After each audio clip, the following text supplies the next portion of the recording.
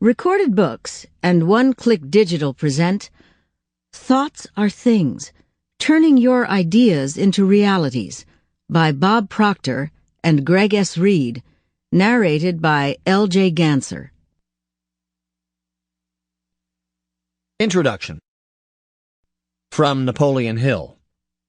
You are the master of your destiny. You can influence, direct, and control your own environment. You can make your life what you want it to be. Every year has its high points, achievements and advancements that leave an indelible mark upon history and upon society as a whole. The year 1937 was no exception. In fact, I consider it one of the most significant years in all of human experience.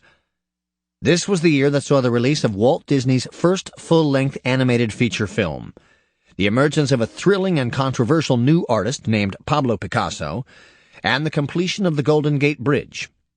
Nylon was patented in 1937, and Howard Hughes made his record-breaking coast-to-coast voyage.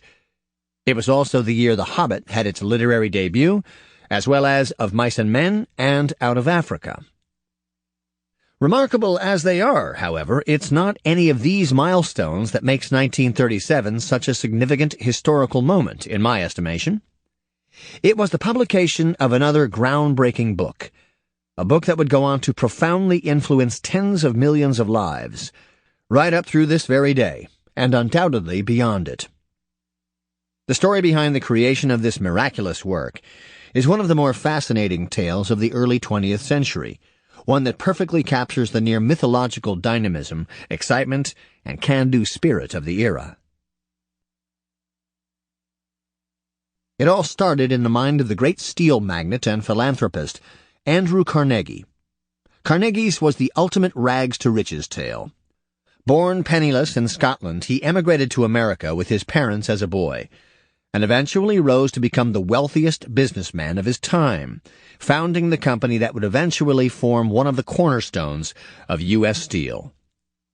Carnegie knew what he'd done to achieve his enormous wealth and success, and he had a theory.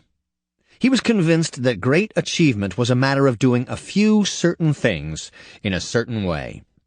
He believed that these certain things were the common denominator shared by all successful people, and he was convinced that if they could be discerned and delineated in a step-by-step formula, anyone of any background or circumstance could become wealthy and successful as well, simply by following it.